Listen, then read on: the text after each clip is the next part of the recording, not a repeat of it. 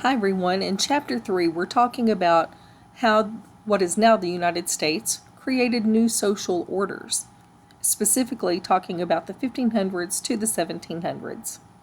At St. Augustine, which is, St. Augustine, Florida, and then we go up to Jamestown settling the Powhatan Wars with the English colonists.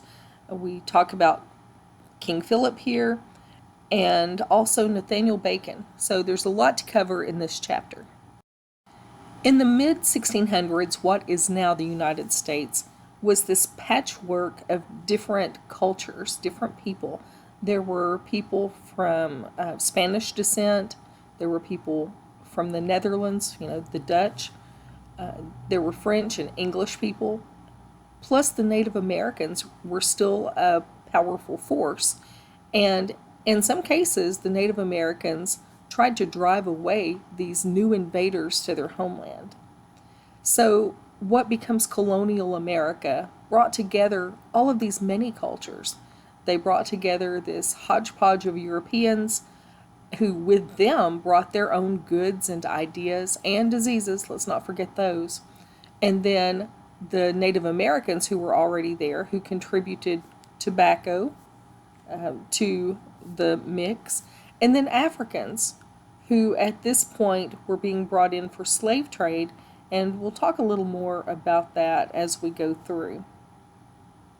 We've all had that experience where we're like, hey, if I won the lottery, I'd do this, I'd build a huge house, I'd give money to my favorite charity, I would make sure that, my town was renamed after me. I don't know, whatever the biggest, craziest dreams are you can think of with winning the lottery. And that's kind of how the Spanish felt about what they wanted from these colonies. They expected that their colonies would, they'd arrive and there'd just be mountains of silver and gold, theirs for the taking. And they also kind of dreamed of converting the savages, who were the Native Americans, to Catholicism. So, in addition to this idea of wealth, there's also this idea of what we can do to make you better. And by better, what they really meant was exactly like them. So, it's about changing a culture to mimic what the Spanish wanted it to be. And the Spanish colonies also had a patriarchal society, which simply means men were at the top of the leadership system there. I mentioned previously in another chapter that Native American colonies were largely matriarchal, where women had a key role in leadership. But here, the Spanish colonies are largely patriarchal, and that becomes absorbed in Native American life as well. The Spanish colonies also had this idea of Spanish superiority, and they really wanted to dominate the natives and the Africans. Remember, the Africans at this time are imported as part of slave trade. So there were two systems that the Spanish colonies worked under.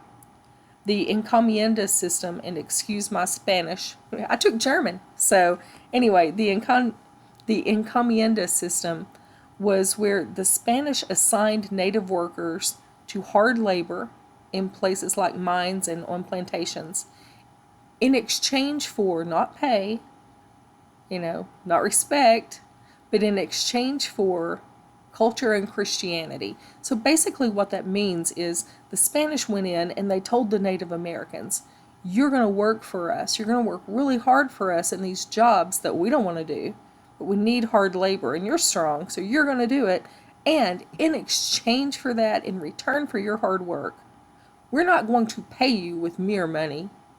We're going to instead give you the experience of our culture, and we're going to let you in on our religion too.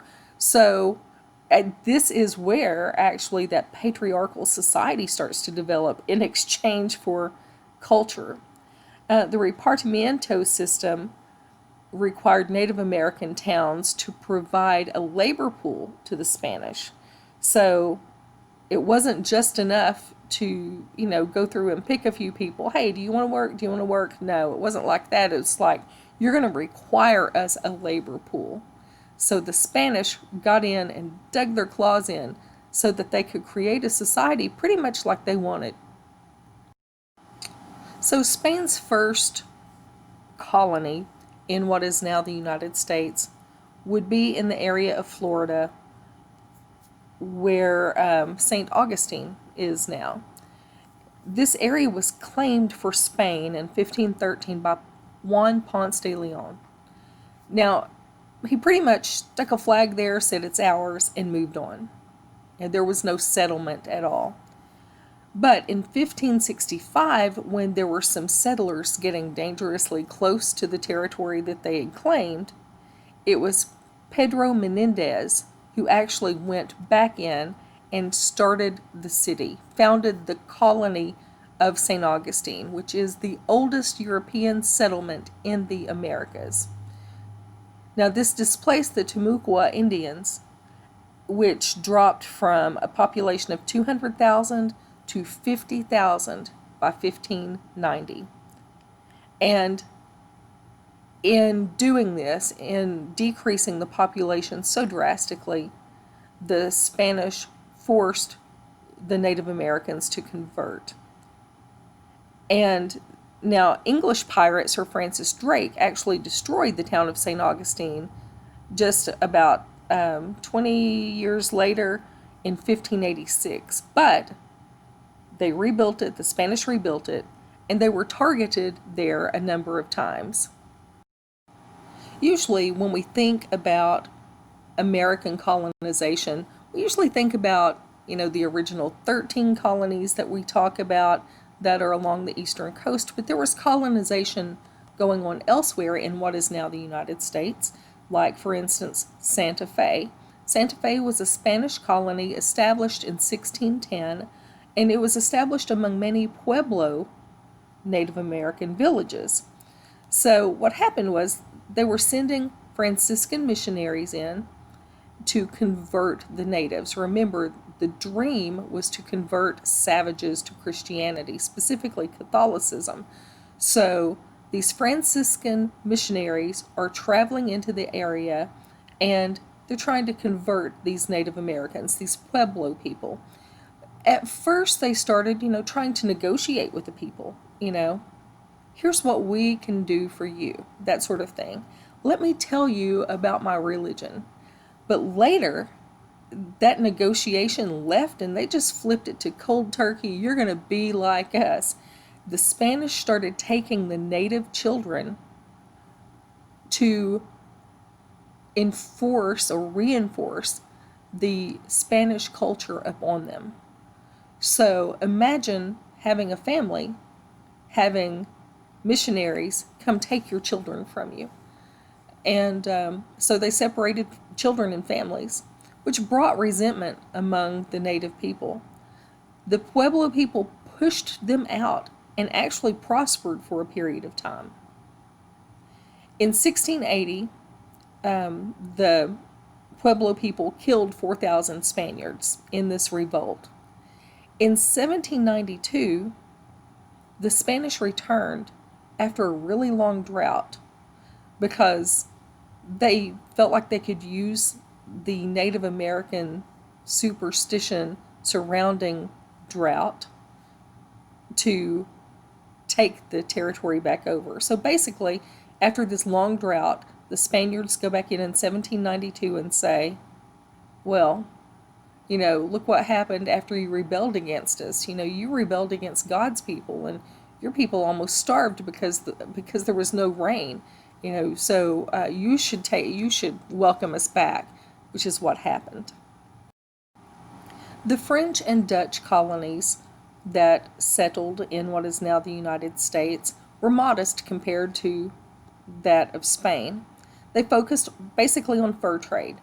The Dutch settled in the area that is now New York, in the Hudson River Valley area, and New Jersey. They did a lot of trading with the Native Americans, and they even used the native trade routes. I mean, how great is that? The route is already established with people who already want goods. So, great to be able to use a trade route that was already developed, which meant that they had developed some sort of relationship with these people in order to be allowed to do that. The French settled along the St. Lawrence River and explored the Great Lakes region and the Mississippi River. They didn't really have a claim to land. That stayed under the control of the natives. And so for that reason, the French had a decent relationship with the Native Americans. They didn't go in, try to stake out a claim and take land from anyone. They just wanted to live there too. And because of that, they developed some close friendships that would help them later on. Peter Stuyvesant was the Director General of the Dutch colony from 1747 to 1764. Now, the Dutch West India Company controlled all the commerce within that colony, which wasn't unusual. The same thing was done later with England. We'll talk about that later. One of the interesting things about the Dutch is that they built a wall using slave labor to protect the city from native attacks. And that area is what we now know as Wall Street, and that's where it gets its name from. The problems that the Dutch had were they didn't attract a lot of people. There weren't a lot of people clamoring to get in to this colony setup. The trading company, since it controlled all the commerce, meant that the settlers couldn't make money of their own. So, we'll see later that a lot of people actually took the chance of colonization for the hope of making money, making riches, creating a new life. And there just wasn't much into it or much available in that regard for the Dutch because, the Dutch West India Company controlled all the money. They couldn't make any money. So that meant a labor shortage as well. So they relied on slave labor. They did, however, welcome non-Dutch people because they needed more people in their colony. They welcomed other people, which caused some clashes, usually centered around religion or other cultural beliefs.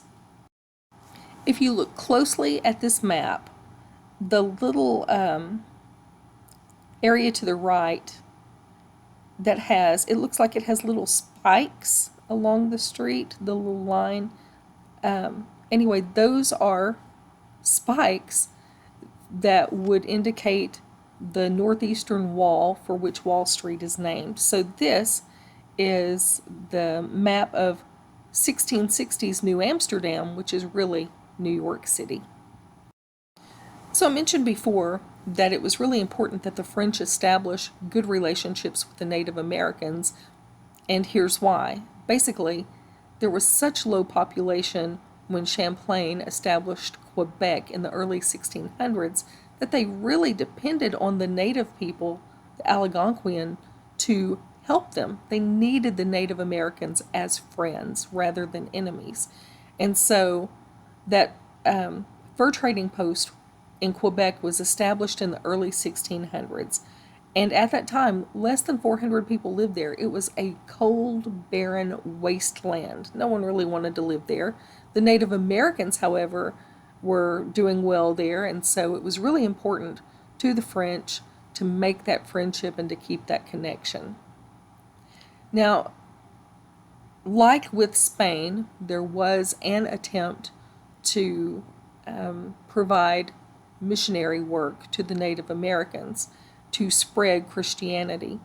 And this came in the form of people known as Jesuits, which is a member of the Society of Jesus, so just a religious order created to spread Catholicism. They arrived in the 1620s, and there were never more than 40 there at once. So it was not a huge force like the Spanish did. As we're moving into the English colonies, I want to point out something about John Smith's famous map of Virginia from 1622. So yes, it illustrates topical features, blah, blah, blah, all the important stuff that map people love, right? But there's something I like about this. It's more about the symbolism of the art that's included on this map. For instance, in the upper left is Powhatan, who governed a local, powerful confederation of Algonquian communities. And then his position up there, he's higher than anybody else on this map. So it shows, it symbolizes his importance to this region. And then there's another native figure there, Susquehannock, in the upper right corner, that visually reinforces the message that the English did not control the land beyond a few outposts along the Chesapeake at this time. So, we've got two very strong leaders here and the land in between, and the English really don't have much of that land at this point. And this map shows the area we're going to start talking about now, the English settlers who came by thousands to the areas that are now known as Virginia, Maryland, and the New England states, hoping for a better life. And you can also see down there at the bottom in orange, Florida, which was under Spanish control. So as we start talking about the English settlements, I want to point out something to you. You're going to notice a lot in this class. We're going to talk quite often about fake news. It's a term that's been developed in our recent culture, and you hear it a lot. It sounds like something horrible and something new.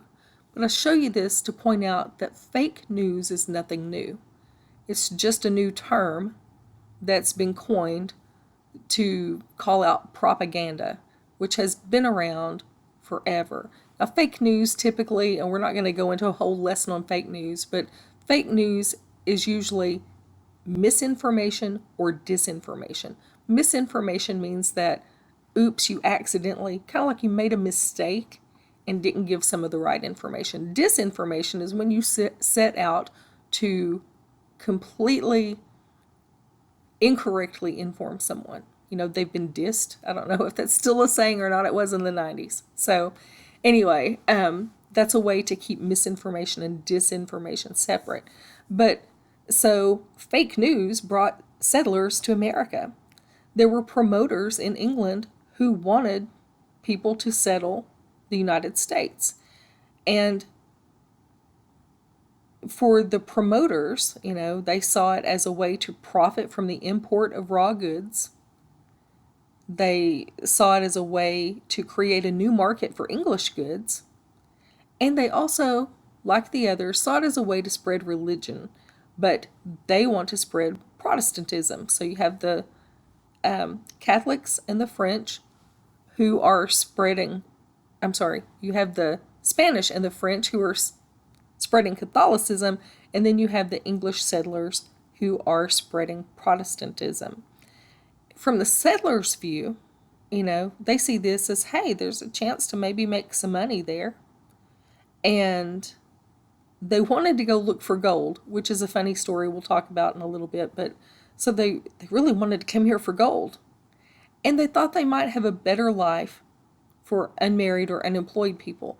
It's basically like opening up your selection pool for a broader area. Like, if you've dated everyone in Malvern and haven't found the one to spend the rest of your life with, then maybe you'll move to Hot Springs, that kind of thing. Anyway, that kind of thinking actually spurred some people to settle in these new English colonies. So when we say that all English colonists came to settle the United States in order to get away from British oppression, it's not exactly true. There were some differences that related specifically to concerns at home, but not all English settlers came to escape British rule. Like I mentioned before, some of them came, one, to find life, marriage partners. Some came to find money. They wanted an opportunity that maybe they just didn't have under the social system in England. So the other thing to keep in mind is, going to settle the colony was not inexpensive. So, you had to have some means in order to do that to begin with. And we'll talk specifically about these people in just a minute. But one of the reasons that people wanted to come to the English settlers or settlements as Puritans. So some of the Puritans, and not all of the English settlers were Puritans, okay? So keep that in mind. But as these Puritans became seen as blasphemers against the Church of England, and if you see COE in your slides, that's Church of England, they decided to put some distance between themselves and the church. And so that's why they wanted to leave. They wanted to leave so that they could escape this persecution that was going on. And when Civil War broke out in England in the 1640s, some of the colonists even went back to help to fight for England. So, it wasn't that everyone hated England and that's why they came here. Okay, so I mentioned that the English also had this gold dream like the Spanish did. We're talking specifically about the settlement of Jamestown. Now, the settlement of Jamestown was not an easy one. Famine was a huge problem, and people were dying left and right. Finally, John Smith took over, and the reason he did was he noted the problem and set out to fix it. The problem was that these people in Jamestown were largely focused on discovering gold. They mined for gold. They wanted to find gold. Well, in the search for gold, what they were not doing was they were not farming. They were not planning for winter. And the winter then of 1609 to 1610 became known as the starving time. So many people died. So, after winter, John Smith tells them we've got to forge a relationship with these natives. We cannot fight with them anymore. We have to forge this relationship, and we need to be able to take care of ourselves. So the focus then shifted from gold mining to basically survival. In June 1610, the English sent a new ship of supplies and settlers. So what's the problem with that statement? Well, they sent supplies, but they also sent more people. So the supplies that would have taken care of the people who were already at Jamestown was then not enough to cover the settlers who also arrived with it. So ideally, the idea was we'll replace the settlers who have passed because of this famine, but there weren't enough supplies again. And by 1624, there were only 1,200 people surviving out of the 7,500 who actually settled Jamestown. So I'm sure at first the Jamestown people were very upset that the gold didn't come to fruition. However, they got something else that was just as good as gold. It was tobacco. This tobacco crop saved their colony. It was very labor-intensive work, but here's how they worked around that.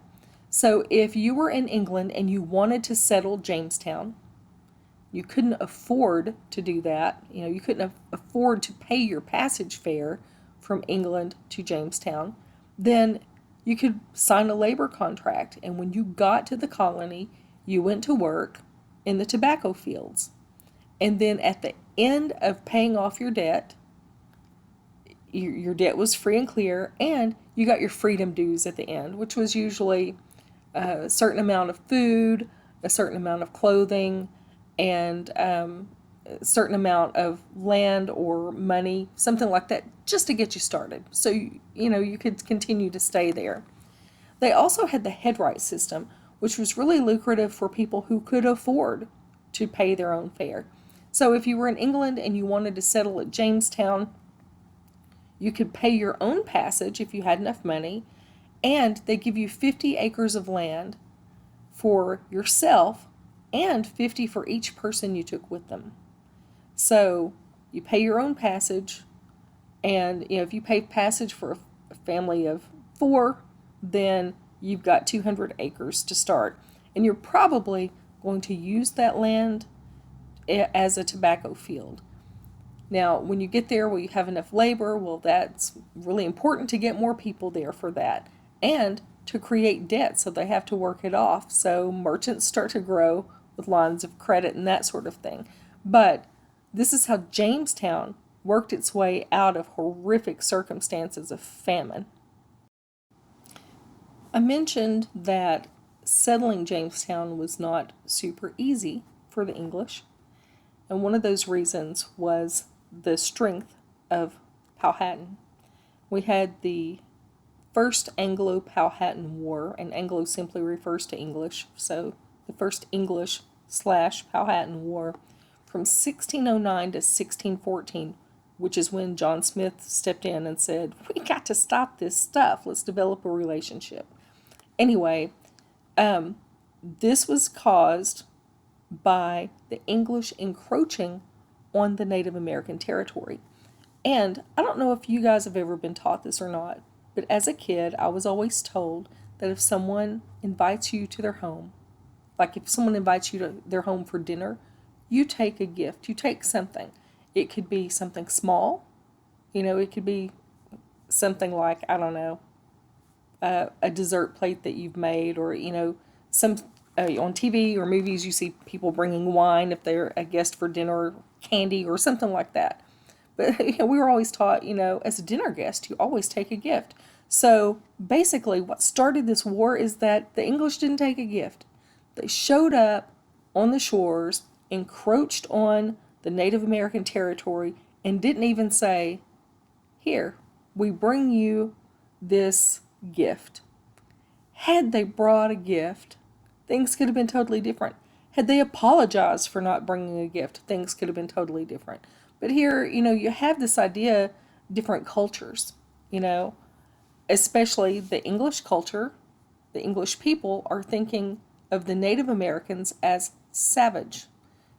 And it's ironic that the Native Americans had this cultural acceptance practice of giving a gift, which just seems so very not savage, that the English were actually the savage at this particular instance, which I think is really ironic. In 1613, the English kidnapped Pocahontas. Now, she was the chief's daughter. She married John Rolfe in April 1614 after she converted to Christianity. And at that point, she changed her name to Rebecca. So this is the story that you see in Disney's Pocahontas. I have not seen the movie, but usually this part is what really upsets the classroom. They're going, "Wait a minute, that's not how it happened in the movie." Well, Disney takes some creative liberties from time to time. And there's a difference between history and folklore or legend. And that's the difference that you see when you watch movies like that, Disney versus history. The Second Anglo-Powhatan War came in the 1620s. The English had pushed 100 miles inward, which was pushing them off the land that they had settled, that the Native Americans had been on. In 1622, the Powhatans attacked and killed 350 English settlers. That was about a third of the settlers there.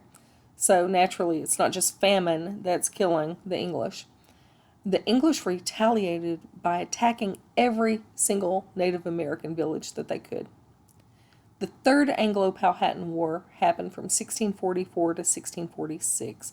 It was a surprise attack by Powhatan that killed 500 English people.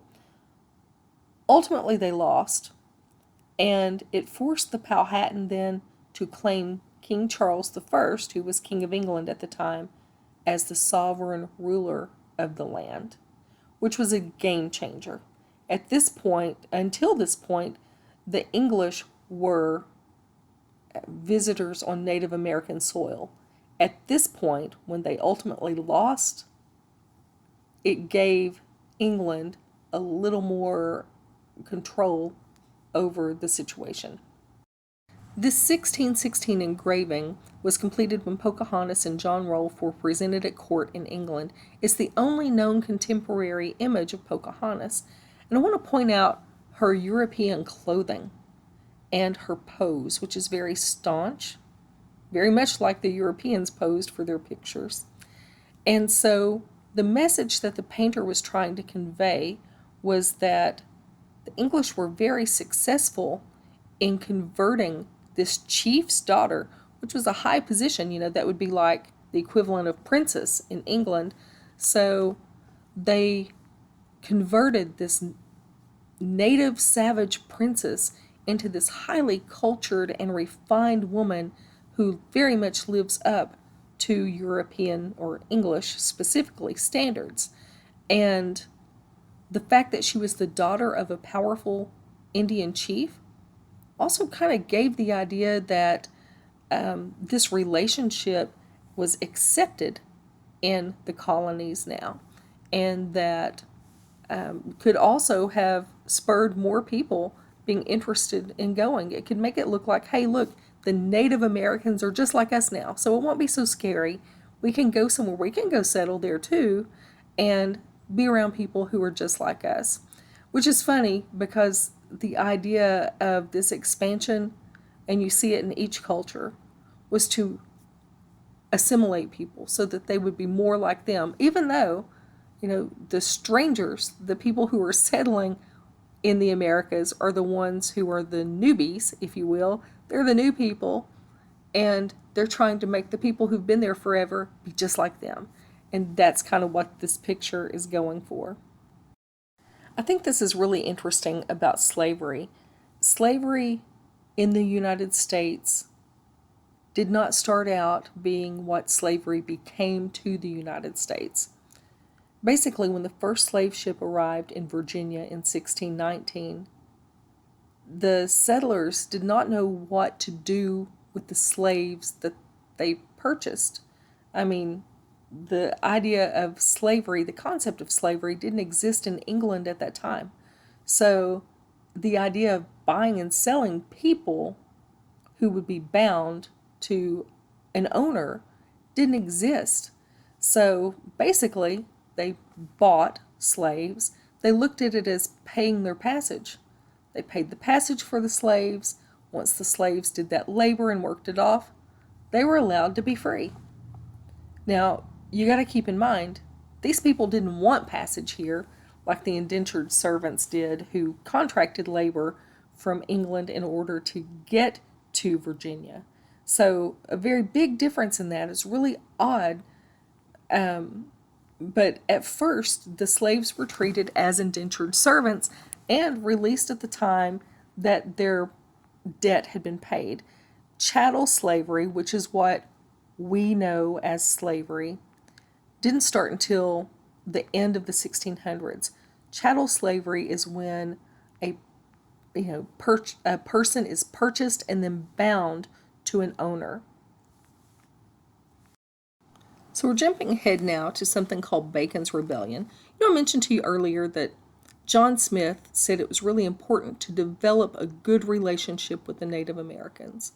And after that Third Powhatan War, after the British and the Powhatan created this agreement, Charles I is the sovereign, whatever. The direct orders from England were, let's stop pushing the Native Americans, okay? Let's just stop it. England saw the benefit of a good relationship with the natives too. So the rule was issued through the governor of the colonies not to push Native Americans anymore. That was it. But there was an uprising led by Nathaniel Bacon, who believed that the governor or the government were in their way of expansion. So the governor said not to expand because he needed to keep peace with the natives. But Bacon called this group together, including some of these former indentured slaves who felt slighted. They were there. They were there against their will, but now they had their freedom, and they felt like, they were being halted again, obstacle after obstacle. So Bacon saw the natives as an obstacle to prosperity. So Bacon's group attacked the Susquehannock and then burned Jamestown in rebellion. Some of those rebels were actually executed, but Bacon, before he could be executed, died of dysentery. What a way to go. In terms of Puritan New England, Chesapeake Bay was the first area to be settled by the Puritans, and the second was New England. New England was largely Puritan starting in the 1630s. Now, the Puritans wanted to change parts of the Church of England since the late 1500s. They wanted to purify the Church of England, to get rid of its remaining Catholic elements. So when you hear Puritan, that term actually at some point had been used kind of negatively, but it came to represent this religious movement to get rid of all elements of Catholicism that still remained in Protestantism. Puritan leaders were educated. They were overlooked by the king for roles because of their church values and largely came from wealthy families. That's why they left. They had their education. They could have been in service of the king, but because of this whole idea of purifying the Church of England, they wanted to get rid of every element of Catholicism. They wanted a new start. They wanted to get away. So some of these people were very wealthy as well, so they had no problem paying their way in order to get to the New World in this new colony. John Winthrop was the governor of Massachusetts Bay Colony. He was a Puritan, and like many of the other Puritans who settled the United States, or what would become the United States, he was very wealthy. So when he came here, along with his group of Puritans, their goal was not to establish religious freedom for all. They just wanted to do what they wanted to do without fear of persecution. So it wasn't like, we want a nation where everyone's free to practice what they want to practice. It wasn't like that at all. It was, we want to go where we can practice what we want to practice. So the idea that English settlers came and made this grand journey to the original 13 colonies in order to create this system of openness just wasn't exactly accurate. I mean, that outlook is not 100% true. They all came for their own reasons, and after getting here and being here for some time, then they started kind of working together to develop how are we going to do this as a country. Okay, I'm not sure where I've heard this term exactly, but it's appropriate for the Puritans. They were fun suckers. They sucked all the fun out of everything that was popular in English culture at the time. The Puritans did not like bear baiting, which was chaining up a bear and letting dogs attack it for, fun and entertainment. And they wanted an end to the theater, which they called a place of decadence, and they wanted to censor it. To stifle the Puritans, King James had a new version of the Bible printed to focus less on Calvinism, which placed God's authority above the monarch. So the King James Version of the Bible focused on the majesty of kings. It was published in 1611 and is largely still used today. So in the Puritan culture, the young people were expected to work. They were expected to work at whatever their calling was, whether it was homemaking, sewing, cheese making, milking, farming, a business of some sort. All family members were expected to work to run the home, the farm, the business. So whether you were working to just keep house clean or to take care of children in the family, whatever, everyone had a role and they were all expected to work. Now, the Puritans developed a great workforce, obviously one, because of this work ethic, but two, they refused to allow immigrants into their settlements. We talked about how New York allowed many immigrants and accepted many different cultures in. New England towns of Puritan settlement did not, which developed, it made sure that there were jobs for everyone. So developed a good, strong workforce and strong trade principles as well. So the first Puritan colony was Plymouth, which you've all heard of by now, I'm sure, in 1620. The Pilgrims were the first group of Puritans to make their way across the Atlantic. That's what pilgrim is. I mean, it's someone who takes a voyage, a maiden voyage. So the Pilgrims started the first Puritanist colony. The Pilgrims insisted on strict separation from the Church of England, as we've already mentioned.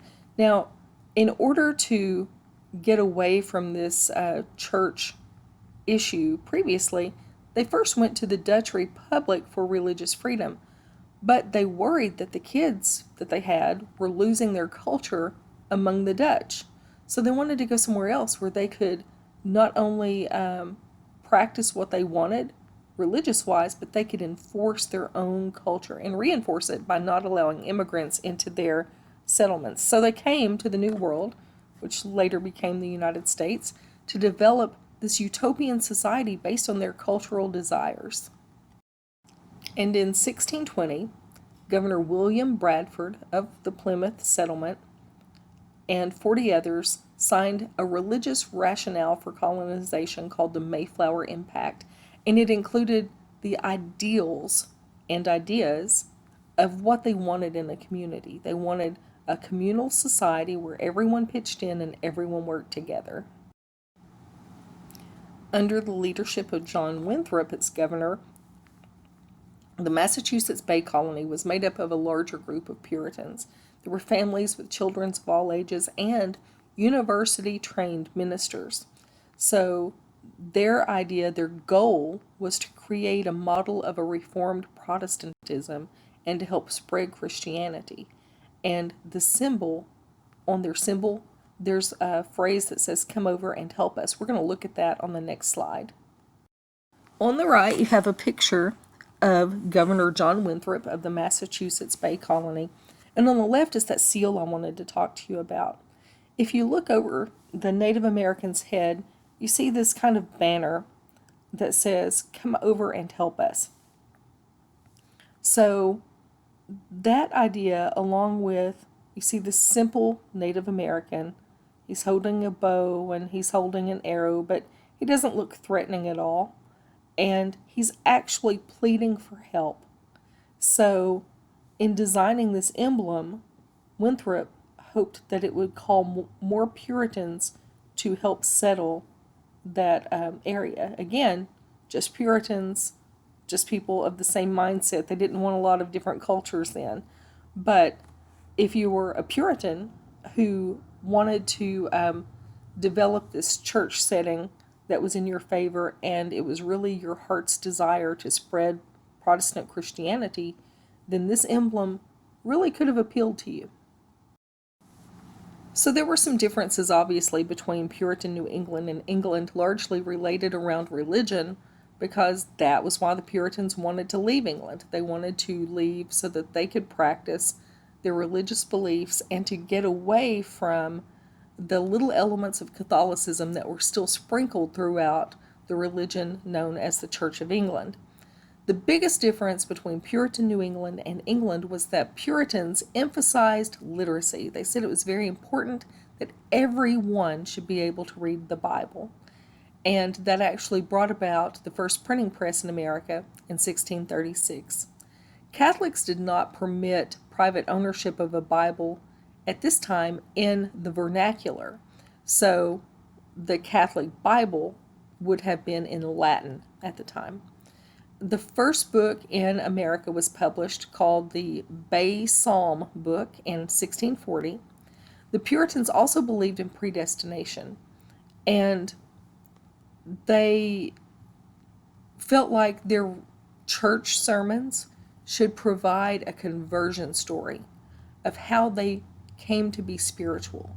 So it became a series of sermons and study efforts, whereas Church of England, you might have attended church and might have read some of the Bible on your own if you were wealthy and you knew how to read and you had a Bible. But as far as Catholics went, they were very much dependent upon the church and the priest for interpretation. So the Puritans really liked the idea of studying the Bible. So now, as we talk about the Puritans and why they came to settle America, and we know now that it was to get rid of all of the examples of Catholicism in the Church of England. They didn't like it. They wanted it to be pure, straight up Protestant. Um, and they wanted to share their religion. It's also important to note that they still weren't very tolerant. And it starts with their first complaint. They were just as intolerant of the Church of England as the Church of England was with them. And that carried over into the settlements. So when Roger Williams asked if it was right for them to abscond or to take the Native Americans' land, he was banished. They just got rid of him, banished from the church, banished from the colony. Anne Hutchinson complained that they were teaching works over grace. Now, in predestination, the idea is that God already has determined your eternity. So if you're teaching works over grace, then you're teaching the wrong thing, because works would mean nothing toward predestination. So when she asked that, when she complained about it, she also was banished. So the idea that Puritans were welcoming, God-loving people who just wanted to love everyone, not exactly. I mean, they wanted to love everyone who believed exactly what they wanted to believe. And it's important to get that element of truth as we study through here. They also had a belief in the supernatural, which is why the Salem witch hunt came to be in 1692. And they believed that everything was a sign from God or a judgment from God. Now, these Puritans got along pretty well with the Native Americans. The Algonquian saw them as potential allies initially. And in 1621, they created a peace treaty with the Wampanoag at Plymouth. It was the goal of Puritans to convert Native Americans. And John Eliot even translated a Bible into the Algonquian language in 1663 in hopes that some of those Native Americans would even become preachers.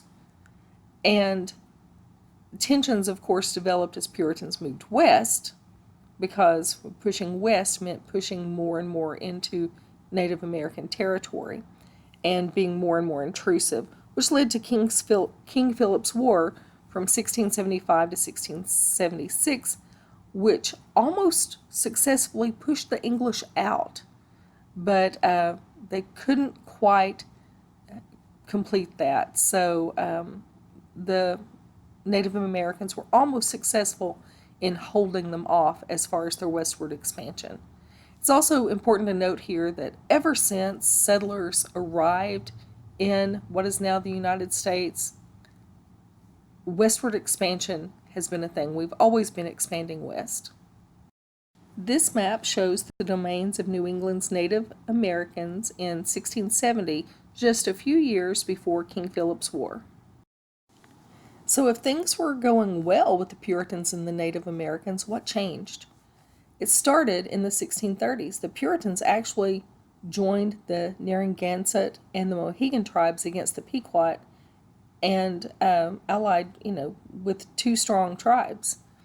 But in 1637, what changed it was that the Allies were horrified to find out the Puritans had attacked several hundred Pequot along the Mystic River in Connecticut. So it was a sabotage attack, and the Puritans killed all but a handful of people, women, children included. I mean, unarmed, unprotected, and this made the Narragansett start thinking, what would they do to us? What happens if they change their minds? So when the King Philip's War started, the Wampanoag, the Nipmuc, the Pocahontas, and the Narragansett tried to drive the Puritans out altogether. So the Narragansett, who were former allies, are now on the opposing side. It was the help of the Mohegans and other Christian Indians, other Christian natives, that allowed the Puritans to win. And at that point, Puritan writers began to vilify natives as bloodthirsty and and hateful. So it begins this racial divide and hatred. This particular time period was growing a lot in terms of racial divide. We have the Puritans with their racial divide, and they're writing their own narrative now about their hatred of Native Americans. We also have another racial divide growing, and it comes from the demand for labor in the sugar and tobacco fields. So the English colonies' answer to this labor need is slavery. And slaves are transported to the English colonies by England's Royal African Company, which in 1672 becomes a slave trade monopoly. This middle passage, this transatlantic crossing of slaves from Africa to the English colonies, takes up to a couple of months. The conditions were bad, they were cramped, there were few supplies on board. It was basically about cramming as many people as you could on a ship and setting sail. So, again, these people did not want to become slaves. They were captured in Africa and sold there into slavery. So, we have a maroon community set up, which is a community of runaway slaves that resisted capture. And they lived a subsistence life just to stay out of the slave trade. So not everyone was captured, but it was a fight not to be captured. And these people who may have had fine lives otherwise, then resorted to subsistence living just to stay out of slave trade. Subsistence living means getting by, scraping by, doing what you have to do to get by. And one of these communities was Jamaica. During this time, there are a lot of changes going on also to Native American life. One of these changes comes in the way of European goods. They actually enjoyed the glass beads, the copper kettles, and the metal utensils that were brought to them through European trade. They also loved the fabrics, the textiles. They liked the clay cookware, and they started using flint for making fires. They also came to appreciate the trade of muskets, and it also helped inspire creativity. They had wampum, which were shell beads that they used for ceremonies and jewels, but people also would buy those. So they developed a commerce based on what the Europeans might want. The biggest change to Native American life by this settlement of outsiders obviously was the land ideology. The Europeans thought that the land was theirs for the taking. The Native Americans felt like it belongs to everyone respected. So that was a huge deal. Also, fences were a problem because as people started staking out their territory, their land, then these fences kept the Native Americans from being able to live on that section of land, also kept them from being able to hunt that area and to use that area for agriculture too. So fences were a big problem. Disease also was a big problem. In 2 years from 1616 to 1618 alone, disease killed 75% of Native Americans.